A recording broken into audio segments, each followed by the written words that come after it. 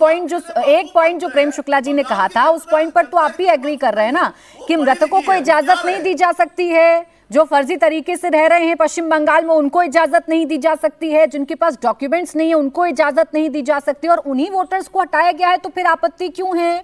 इस पर तो आपको खड़े हो जाना ही चाहिए साथ में कि भाई सब पवित्र हो गया, सब ठीक हो गया, अब चुनाव फ्री एंड फेयर होगा। अब रुक जाए तहसीन पूनावाला जी, 91 लाख वोटर्स को हटाकर यह दावा किया जा रहा है कि पश्चिम बंगाल की जो वोटर लिस्ट है वो पूरी तरीके से शुद्ध हो गई है, जो फर्जी वोटर्स है उनको हटा दिया गया है। तो फिर इस पर इतनी आपत्ति, इतना घमासान क्यों है?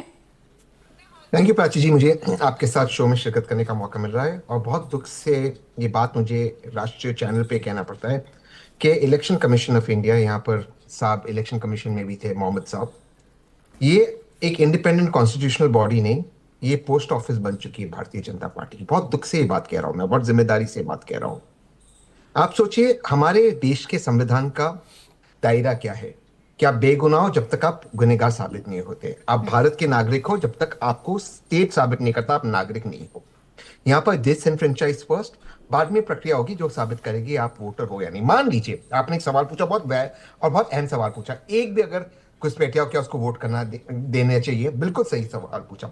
मैं आपसे पूछता हूँ प्राची जी, भाजपा से, और मैं मोहम्मद साहब से नहीं पूछूंगा, आपसे पूछता हूँ प्राची जी, क्या एक भी अगर नागरिक हो उसका वोट छीन लिया गया, क्या ये हमें एक्सेप्टेबल होगा? गलत है, ये हमें गलत है।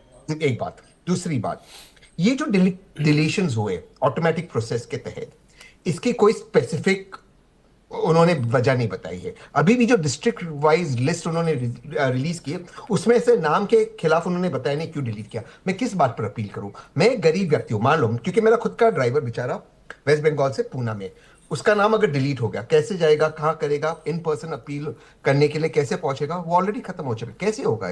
कोई ये प्रक्रिया बताए? जब तक आप सुप्रीम कोर्ट हाई कोर्ट जाएंगे बिल्कुल इंसाफ मिलेगा, मैं ये नहीं कह रहा हूं कि इंसाफ नहीं मिलेगा। कितना समय, तब तक चुनाव खत्म हो जाएगा। तीसरी बात पे मैं आता हूं, मैं प्रेम भाई की बात से बिल्कुल इत्तेफाक रखता हूं, आज मैं प्रेम भाई से एग्री करता हूं, सारे घुसपैठे थे। अगर इतने सारे घुसपैठे थे, 20 लाख 25 लाख 30 लाख घुसपैठे, तो आज तक आप या प्राची जी के शो पे बैठे आपने उनको लात मारते क्यों नहीं निकाला बाहर? 25 लाख घुसपैठिए। और प्राची जी मैं आपसे एक सवाल पूछता हूं, क्या घुसपैठिए पकड़ने का काम इलेक्शन कमीशन का है कि गृह मंत्रालय का है? ये क्या नया चीज हमारे देश में शुरू हो गया? गृह मंत्रालय अपना काम नहीं करेगा, इलेक्शन कमीशन ना तो चुनाव आयोग ये दावा कर रहा है कि हम घुसपैठियों को पकड़ रहे हैं, ना चुनाव आयोग ने कोई आंकड़ा दिया है। वो ये कह रहा है कि जो फर्जी तरीके से वोटर्स बन गए हैं या जिनके पास दस्तावेज नहीं है उनको हमने लिस्ट से बाहर कर दिया है। रही बात जो आपने अभी एक एग्जांपल दिया, अगर आपके पास दस्तावेज हैं या आपके जानने वाले किसी भी शख्स के पास दस्तावेज हैं और उसका वोट कट गया है तो उसके लिए ट्रिब्यूनल है, वहां जाकर अपील कर सकता है, लेकिन दस्तावेज ही नहीं है तो कहां जाकर अपील करेगा? फिर घबराने की तो जरूरत है ही नहीं ना। प्राची जी एक मिनट, मैं आपसे एक सवाल पूछता हूं। आप बिल्कुल से इलेक्शन कमीशन ने घुसपैठियों की बात नहीं की, बिहार में भी नहीं की, पर आदरणीय गृह मंत्री जी ने तो की और यहाँ पे प्रेम जी ने किया। ये तो भाजपा के रिप्रेजेंटेटिव जो देश को चलाते ना, क्या ये झूठ कह रहे? आपके शो पे अगर ये झूठ कह रहे, मैं आपसे इत्तेफाक रखता हूँ तो माफी मांगे प्रेम भाई। बीजेपी जो ये तो देखिए आप अपने हिसाब से करते हैं ना कि जो बीजेपी कहती है वही चुनाव आयोग करता है, लेकिन दोनों अलग अलग बॉडीज तो है ना। ये आपके आरोप है, कैसे सिद्ध करिएगा ये तो खैर आपको बताने। बीजेपी की अपनी अलग बातें, चुनाव आयोग की अपनी अलग बातें, लेकिन आपका जो कंसर्न है उसका हल अभी निकालते हैं। डॉक्टर मोहम्मद अमीन साहब, आप मुझे बताइए, चिंता इस बात को लेकर है विपक्षी दलों के भीतर कि 91 लाख वोटर्स में से अगर एक भी एलिजिबल है तो सर उसके तो अधिकारों का हनन हो गया ना। देखिए प्राची जी, इलेक्शन कमीशन जो है वो हमेशा ये चाहता है कि ज़्यादा से ज़्यादा वोटर बढ़ें, परसेंटेज ऑफ वोट ज़्यादा से ज़्यादा हो, इसका हमेशा प्रयास रहता है। इसके लिए इलेक्शन कमीशन खर्च करता है, एडवर्टाइज़ करता है और बहुत से मोड अपनाता है और प्रमोशन करने के लिए कि लोग ज़्यादा से ज़्यादा वोट दें।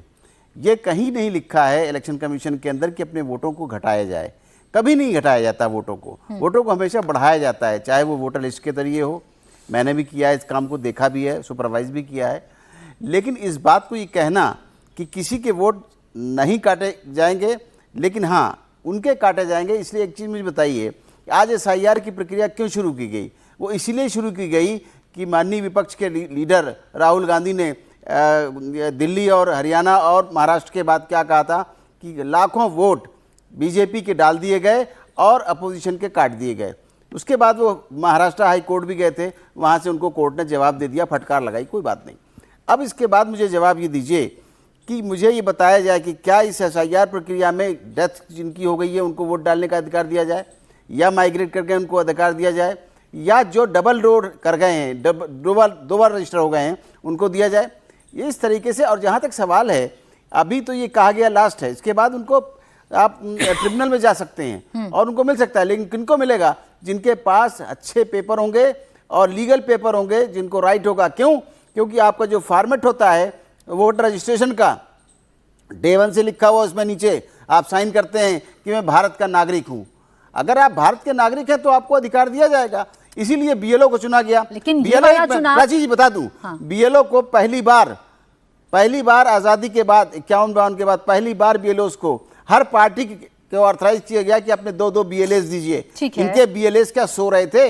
हर पार्टी के BLAs थे, हर स्पॉट पे थे, घर घर गए हैं। फिर किस बात की परेशानी है? नहीं, ये पॉइंट आपने ठीक बोला कि भाई BLA तो इनके भी थे। मैं एक सेकंड तहसीन जी आपके पास आ रही हूँ। बस एक ही सवाल मेरा अमीन जी से एक ही सवाल है कि अगर डॉक्यूमेंट्स हैं, जैसा एग्जांपल अभी तहसीन जी दे रहे थे, तो सर ये बताइए ना, उसके अधिकार का हनन अभी तो हो गया ना, वो इन चुनावों में वोट तो नहीं दे पाएगा, उसके लिए जिम्मेदार कौन? फिर उसके जिम्मेदार वही लोग हैं। वोटर ही अधिकार, वोटर को अधिकार दिया गया है। वोटर अगर टाइमली अपना रजिस्ट्रेशन नहीं कराता तो उसका अपना मंतव्य है। कुछ तो वोटर लिस्ट में बनने के बाद वोट देने नहीं जाते। ये तो कहने को छोड़ दीजिए, फिर क्या कर रहा है, वजह से नहीं वोट दे पा रहा। अच्छा ठीक, बहुत छोटा जवाब दीजिएगा तहसीन जी, फिर मौमिता जी। और मैं डॉक्टर साहब की बहुत इज्जत करता हूं, लेकिन एक, अगर मैंने किसी चुनाव में किसी कारण वोट नहीं किया लेकिन मेरे पास दस्तावेज है, तो मेरी गलती है कि आपके ऑटोमेटिक प्रोसेस से मेरा नाम डिलीट हो गया? ये क्या? सर एक सेकंड सर, बीच में मत बोलिए। दूसरी चीज सर, आपने इस सवाल का जवाब नहीं दिया कि ये जो डिस्ट्रिक्ट वाइज नंबर्स और नाम आए, उसमें आपने क्यों नहीं बताया रीजंस? आपने रीजंस क्यों नहीं बताया? वो आप नहीं बताओगे तो मैं कैसे जाऊं ट्राइब्यूनल में? किस चीज के ऊपर जाऊं? तो मैं अपना काम छोड़ के, माइग्रेशन छोड़ के, जो कुछ भी है वो छोड़ के आप अपना ट्राइब्यूनल में बैठे। देखिए पूनावाला जी, एक लास्ट सब बीच में मत बोलिए प्लीज, सब बीच में मत बोलिए प्लीज। तीसरी चीज साहब, देश का नागरिक होना मेरा अधिकार है। मुझे आपको सिद्ध नहीं करना है कि मैं देश का नागरिक हूं, आपको सिद्ध करना है मैं देश का नागरिक नहीं हूं। ये कौन सा आपने प्रक्रिया घुमा दिया? यहां पर भी आप शो पे नहीं तहसीन जी, यहाँ मसला हिंदुस्तानी नागरिकों का तो है नहीं ना। आप मत करिए, लेकिन अगर आप फाइन साइन करके देते हैं और उसके साथ डॉक्यूमेंट चाहिए होते हैं, आपको याद होगा, आप पॉलिटिशियन हैं, डॉक्यूमेंट चाहिए होते हैं, डॉक्यूमेंट वेरीफाइड होने चाहिए और उसके तहत आपका एनरोलमेंट होता है। चलिए ठीक है।